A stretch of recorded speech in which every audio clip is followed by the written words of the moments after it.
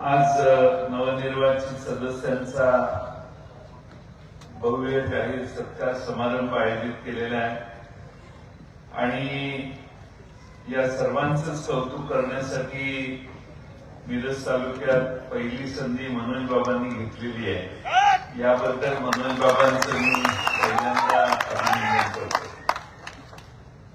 मनोज बाबांनी उमेदवाराचे 3 उमेदवार निश्चित केले। विशाल पाटील त्यांना आधीच सामील होते। विश्वजित कदम यांचा काही प्रश्न नसतो, त्यामुळे ते म्हणते ठीक आहे, तर त्यांना म्हैसाळातील तुतारी लढवायची, तुतारीवर लढवते आणि मग तुतारीची निवड, तुतारीच्या चिन्हावर 3 उमेदवार मनोज बाबांनी उभे केले।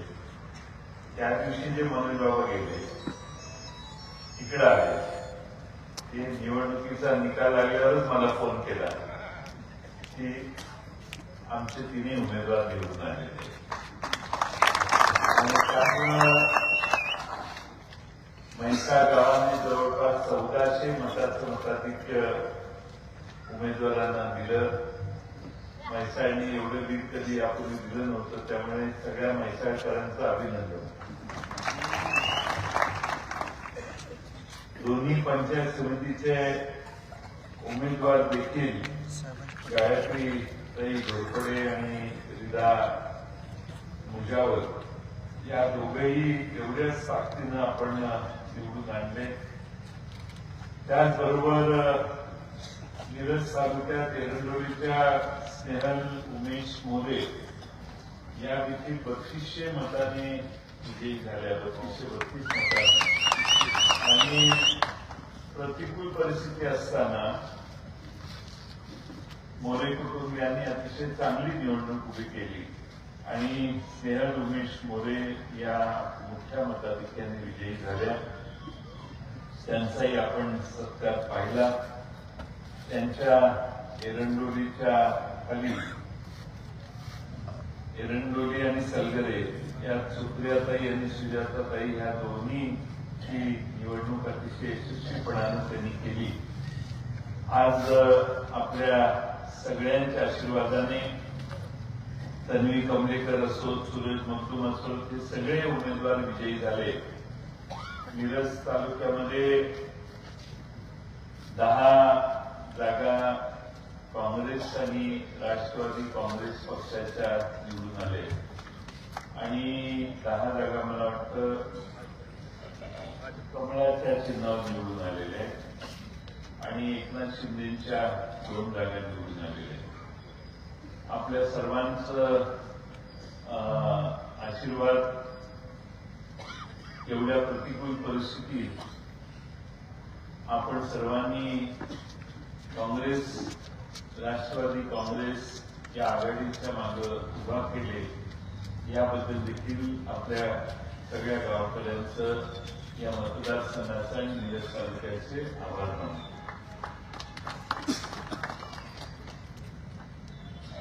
आपल्या कवठे किरणमध्ये देखील 3 उमेदवार विजयी झालेले आहेत। म्हैसाळकरांनी त्या 3 उमेदवारांना आज बोलवलं। इकडचे 3ही उमेदवार हे तुतारीवर निवडून आलेले आहेत आणि आमचे दिग्रजचे उमेदवार जे काँग्रेस पक्षाच्या चिन्हावर निवडून आलेले आहेत त्यांनाही बोलवणं राहून गेलं। पण हे सगळ्यांचा पाठिंबा या मिरज तालुक्यातल्या जनतेने ज्यांना ज्यांना आमच्या विकास आघाडीला किंवा महाआघाडी शिवसेना, काँग्रेस आणि राष्ट्रवादीची जी आहे त्याला दिला, त्याबद्दल मिरज तालुक्यातल्या सगळ्या मतदारांचे आभार मानतो। तर निवडणुकीचे प्रकार, परिस्थिती काही मी वेगळी सांगायची आवश्यकता नाहीये, पण तरी देखील आपण सत्तेच्या विरोधात जाऊन मतदान केलं हे आपल्या सगळ्यांचे कौतुक आहे।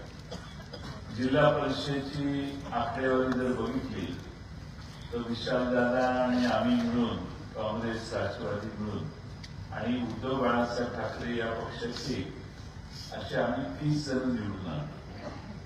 आमच्या एक 2-3 जागा थोडक्या पराभूत झाल्या, काँग्रेसच्या पण आणि आमच्या पण साधारणपणाने जिल्ह्याचा कल बघितला तर जिल्ह्याचा कल हा भारतीय जनता पक्षाच्या विरोधात आहे. हे पहिल्यांदा आपण सगळ्यांनी लक्षात घ्या. एवढी मोठी ताकद असतानाही 16 जागांच्या विरोधपेक्षा जास्त ते जाऊ शकले नाही. आणि त्यामुळे या जिल्ह्यात स्वर्गीय वसंतराव दादांचा जिल्हा, स्वर्गीय आबासाहेब शिंदे असतील, मोहनराव शिंदे असतील, राजाराम बापू असतील, गुलाबराव पाटील असतील, या सर्वांनी कायम या जिल्ह्यामध्ये पुरोगामी विचारसरणीचा पुरस्कार केला. आणि त्या पुरस्कारात जो पुरस्कार करण्याची भूमिका त्यांनी तेव्हापासून मनात ठेवली तेव्हा त्याचा प्रत्यय आपल्या सर्वांना गेल्या 6 दशकाला त्यापासून फार जनता लांब गेली असं मला वाटतं. आणि म्हणून हे विचारावर आधारित कार्यकर्ते आणि विचारावर आधारित निवडणुका हा आग्रह आपण सर्वांनी अजूनही धरायला हरकत नाही अशी माझी स्वतःची भूमिका आहे. खरं म्हणजे जिल्हा परिषदेत निवडून आल्यानंतर बरीच कामं, चांगली सेवा आमचे सगळे सहकारी तुमची करतील. शेवटी सत्ता जिल्हा परिषद कुणाची येणार कुणाची नाही हे सत्ता आल्यानंतरच तुम्हा सगळ्यांना कळेल. पण सत्ता येऊ अगर न येऊ आमचे जिल्हा परिषदेचे सगळे सदस्य आणि तशी आमची अजित घोरपडे साहेबांच्या घड्याळ पक्षाबरोबर देखील आघाडी होती. जत तालुक्यात होती, मिरज तालुक्यात होती. त्यामुळं आमच्या स्नेहल मोरे या घड्याळच्या चिन्हावर निवडून आलेले आहेत. त्यामुळं तसा तो आमचा या जिल्हा परिषदेच्या निवडणुकीत मित्र पक्ष आहे. आणि सरकारांनी आता जे मार्गदर्शन केलं ते बघितलं तर मला वाटतं की त्यांची भूमिका ठाम आहे. आणि त्यामुळं जेव्हा निवडणुका लागतील त्यावेळी निवड होईल, त्यावेळी ही परिस्थिती त्यावेळी आपण बघू. पण जिल्हा परिषद आणि पंचायत समितीच्या सर्व सदस्यांना माझी विनंती आहे की जनतेचा संपर्क हा एकमेव मार्ग आहे विजयी, ज्याच्यामुळे तुम्ही सगळे निवडून आलात. त्यामुळे हा संपर्क अधिक वाढवा. ज्यांनी मतं दिली नाहीत त्यांचाही विश्वास संपादन करायचा प्रयत्न करा. ज्यांनी आपल्याला काही मागण्या निवडणुकीत केल्या तुम्ही आश्वासनं दिली असतील ते आश्वासनं देखील पूर्ण करण्याचं काम पुढच्या 6 महिन्यात आपण सगळे कराल असा मला विश्वास आहे. शेवटी आम्ही मधल्या काळात उद्धव ठाकरे साहेबांचं ज्यावेळी सरकार आलं त्यावेळी मी या जिल्ह्याचा पालकमंत्री झालो त्यावेळी 2 उपक्रम मोठे आम्ही हातात घेतले जे आमच्या महाविकास आघाडीने या जिल्ह्यात पुढाकार घेतला. विश्वजित कदम असतील, आमचे खासदार असतील किंवा अगदी अजित घोरपडे साहेब असतील, आम्ही या जिल्ह्यामध्ये मॉडेल स्कूलची कल्पना राबवली. मॉडेल स्कूलची कल्पना राबवण्याचा परिणाम झाला की आज सांगली जिल्ह्यामध्ये 550 शाळा अशा झालेल्या आहेत की ज्या शाळांमध्ये कंपाऊंड बांधलेलं आहे. ग्राउंड शाळेला असेल तर त्यात मैदानात आम्ही वेगवेगळे मैदानी खेळाची ग्राउंड तयार केलेली आहेत. शाळा जुनी असेल तर ती नवीन केलेली आहे. फरशा बदललेल्या आहेत, खिडक्या बदललेल्या आहेत, दारं बदललेली आहेत, फळे देखील आधुनिक लावलेले आहेत. डिजिटल क्लासरूम सगळ्या प्राथमिक शाळेत जिल्हा परिषदेच्या आम्ही केलेले आहे. आणि त्याच्या पलीकडे जाऊन आधी जिल्हा परिषद शाळेत लायब्ररी वगैरे फारसे विषय नसायचे. आता या सगळ्या ठिकाणी लायब्ररी आणि प्रयोगशाळा उत्तम करण्याचं काम हे केलेलं आहे. आणि सांगली जिल्ह्यामध्ये जवळपास 7-8 कोटी रुपये सामान्य नागरिकांनी आपापल्या शाळा नवीन काहीतरी होतंय म्हणून देणग्या दिलेल्या आहेत. आणि म्हणून जिल्ह्यातल्या 550 शाळा दुरुस्त झाल्या. आता उरलेल्या देखील शाळा पुढच्या 2 टप्प्यात हळूहळू पूर्ण होतील. दुसरा उपक्रम आम्ही केला तो प्राथमिक आरोग्य केंद्र स्मार्ट पीएचसी म्हणून एक योजना आणली. आणि आज सांगली जिल्ह्यात इकडं जतच्या हुंदीपासून इकडं कोकरूड पर्यंत कुठल्याही 67 प्राथमिक आरोग्य केंद्रात जर तुम्ही गेला तर त्या ठिकाणी सगळे कर्मचारी आहेत. पूर्वी 19 सालाच्या आधी 22 कर्मचारी असतील तर 10-12 कर्मचारी नाही. म्हणजे नेमणुका नाही, नेमणुकीची परवानगी राज्य सरकारनं मागितली आहे आणि राज्य सरकारने परवानगी दिलेली नाही. अशी अवस्था सगळ्या प्राथमिक आरोग्य केंद्रात जवळपास होती. डॉक्टर नाही, औषधं नाही, एक्सरेचं मशीन आहे तर टेक्निशियन नाही, टेक्निशियन आहे तर मशीन बंद पडलेलं आहे.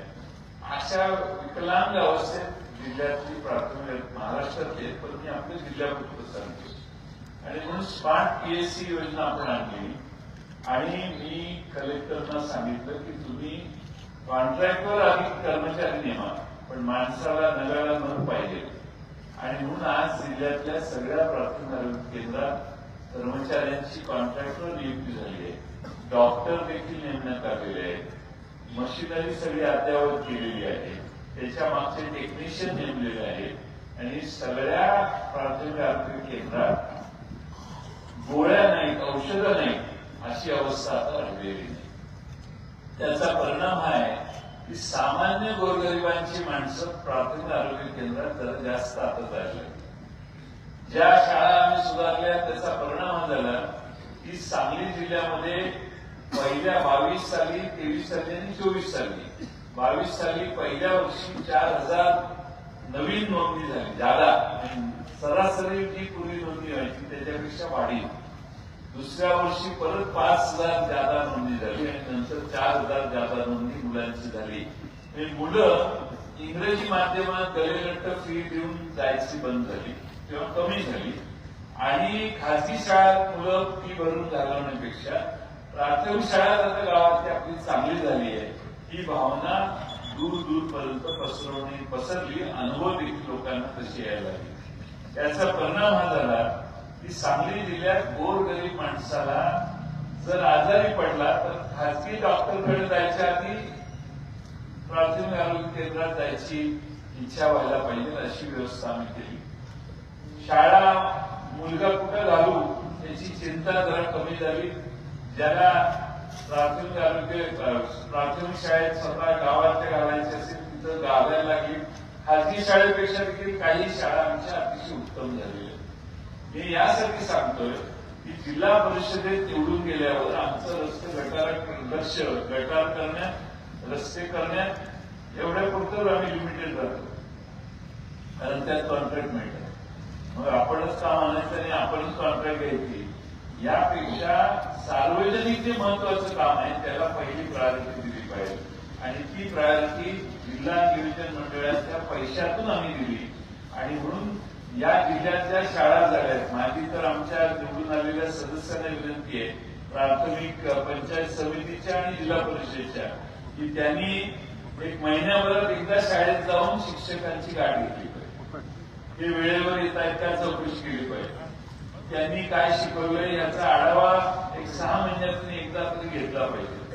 किंवा मग पालक आणि शिक्षक यांची जी मिटिंग होते त्या पंचायत समिती सदस्यांनी जाऊन ऑब्झर्व्ह केलं पाहिजे. तिथं दादागिरी नाही करायची, फक्त ऑब्झर्व्ह केलं पाहिजे की काय म्हणजे जनता काय म्हणजे पालक काय म्हणतायत त्याचा आढावा घेऊन मग त्याचा परिणाम त्यांच्या कामकाजात पंचायत समिती किंवा जिल्हा परिषद भाषण करताना त्यांनी सांगितलं पाहिजे की शिक्षक कसे आहेत, आमचे शिक्षक चांगले आहेत, काय जे काय असेल ते.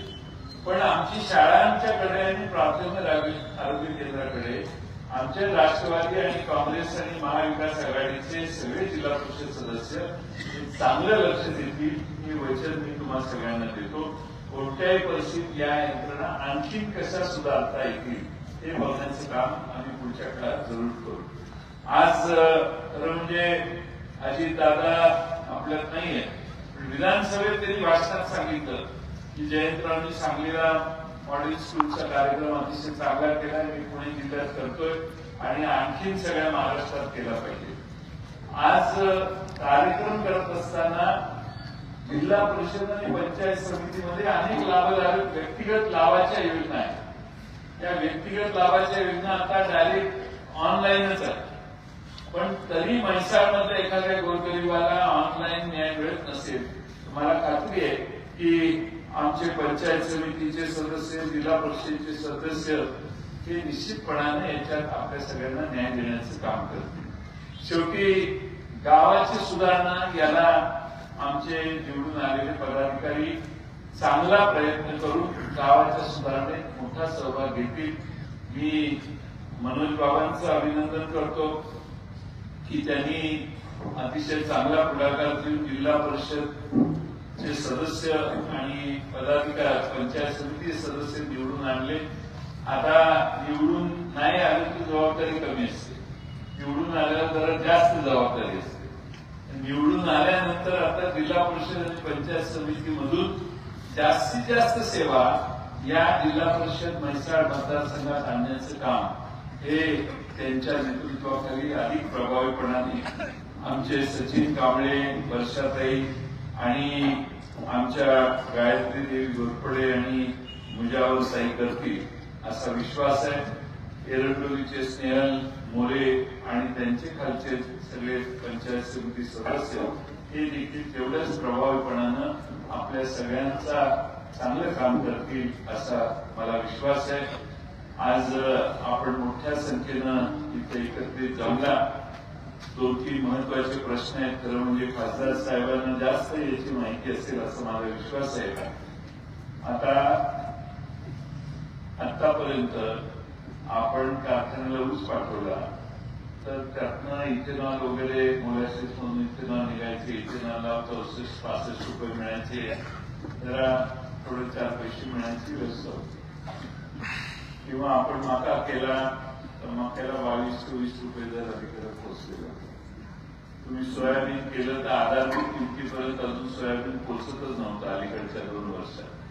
आम्ही विधानसभेत अनेक आंदोलनं केली, भाषणं केली, पण शेतीमालाच्या बाबतीत कापसाची अपेक्षा देखील विदर्भातल्या खानदेशातल्या शेतकऱ्यांची सरकार पूर्ण करू शकलं नाही.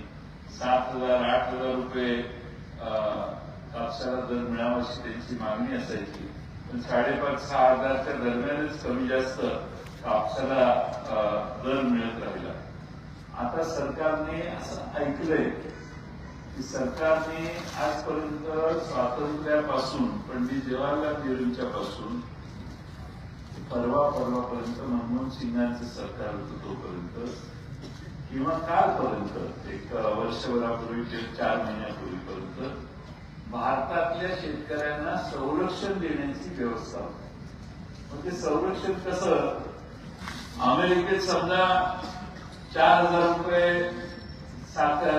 कापसाचा दर असेल तर त्याच्यावर 50% कर असल्यामुळं ते 7,000 रुपयाला किंवा 6,000 रुपयाला कापूस इथं आला, इथं 5,000 रुपयाचा कापूस असल्यामुळे कापूस आणला.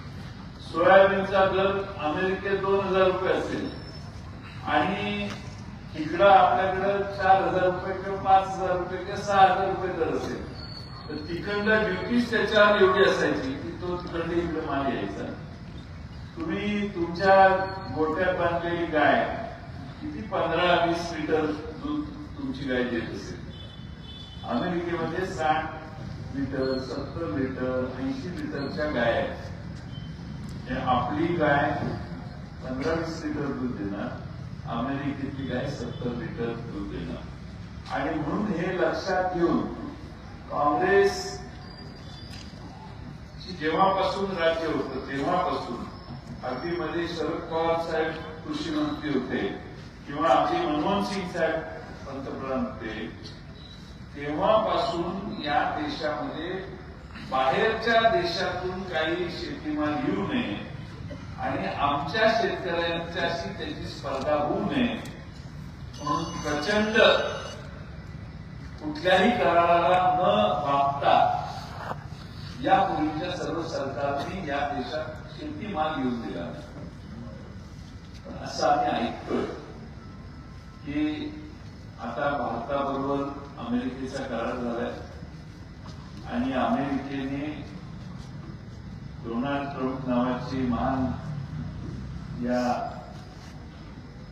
पृथ्वीवरचा सगळ्यात मोठा माणूस जो असा समजला जातो अमेरिकेचा राष्ट्राध्यक्ष त्याने 0% दराने शेतीमाल भारतात आणायला परवानगी आपल्या भारत सरकारकडून मिळवलेली आहे. कशी मिळवली काय मिळवली याच्यावर आज मी बोलत नाही, ते परत पुढच्या वेळी बोलू. पण 0% कर लावल्यामुळं आता अमेरिकेच्या 70 लिटर गाईचं दूध इकडे आलं किंवा दुधाचे पदार्थ आले ते आपल्याला झेपणार आहे का? आपल्या गोठ्यात बांधलेली गाय 15 आणि 10 आणि 17 लिटर दूध देणारी ती इकडच्या 70 लिटर बरोबर कशी स्पर्धा करणार? तुम्ही सोयाबीन लावलं, सोयाबीन 5,000-6,000 रुपये दर आला, तिकडे 4,000 रुपये सोयाबीन आलं, तर तुम्ही कसं काय सोयाबीन लावणार? इथेनॉल इकडनं मक्यापासून तयार होतं, ते इथेनॉल जर 40, 45, 50 रुपयाला आलं तर तुमचं 65 रुपयाला इथेनॉल कोण विकत घेणार? या देशामधल्या सामान्य शेतकऱ्याच्या समोर हे संकट निर्माण व्हायला लागले आणि आपण अजूनही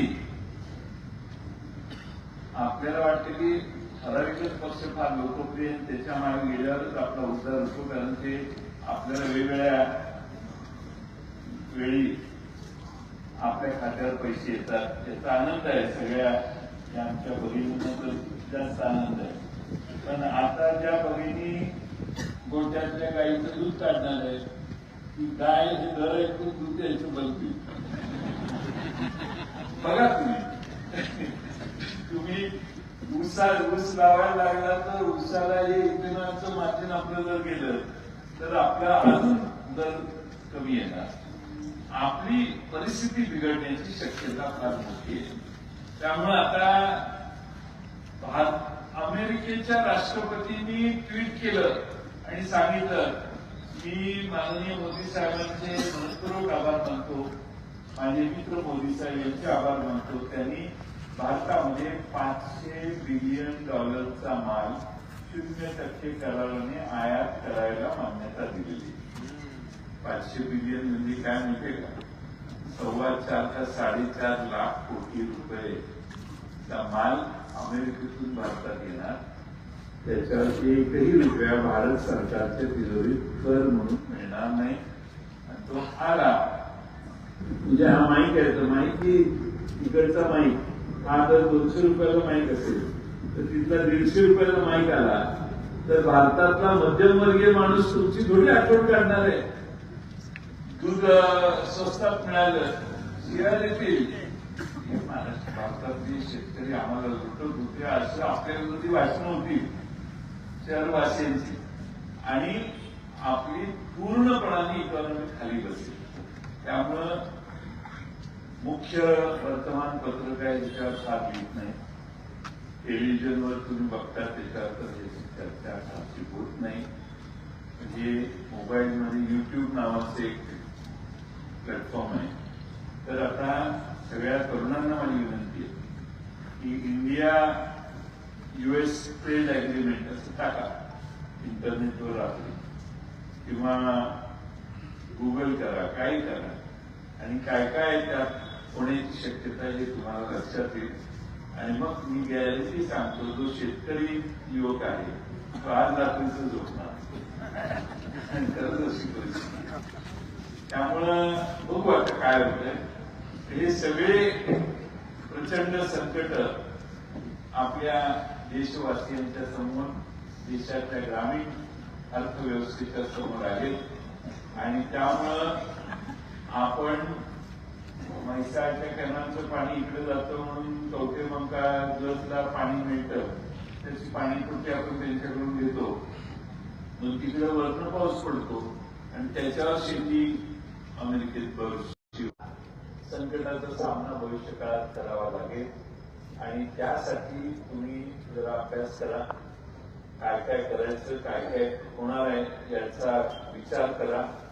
आपल्या कारण काय बरेच लोक शेतकरी कर्ज मोठं काढतात, ऊसाचा एवढा पैसा येणार, त्याचा एवढा येणार, त्याचा तेवढा येणार, घर बांधू, हे करू अशा नादात आपण असतो. पण जगात ही परिस्थिती बदललेली आहे, त्याचा अभ्यास देखील किमान माझ्या सासरवाडीच्या लोकांनी करावा. माझी दुनिया जाऊ माझी विशालदादा जबाबदारी आहे त्यामुळे विशालदादा काहीतरी येऊन तुम्हाला या कराराबद्दल माहिती अजून तपशीलवार काहीतरी देतील. पण हा एक महत्वाचा प्रश्न आहे, याचा अभ्यास तुम्ही सगळ्यांनी करावा एवढीच विनंती मी करतो. आज फार चर्चा नाही आहे, चर्चा तुमच्यापर्यंत काय पोचवायची याची यंत्रणाच तयार आहे. तुम्हाला काय वाचायला द्यायचं उद्या सकाळी ते आज रात्रीच ठरतं. तुमच्या समोर काय दाखवायचं संध्याकाळी, कुठल्या चर्चा दाखवायच्या आणि कुठल्या बंद करायच्या हेही ठरतं. त्यामुळे तुमच्या मेंदूला, तुमच्या डोळ्याला जे दिसतं ते सोयीचं असेल त्यांना तेच दिसतं. आम्ही सांगितलेलं इथंच मुरून जातं, ते पलीकडे गिरपत नाही, त्या पलीकडे 2 फुटाच्या पलीकडे. त्यामुळं लोक एका वेगळ्या धुंदीत आहे की सगळं काही आगवेल आहे.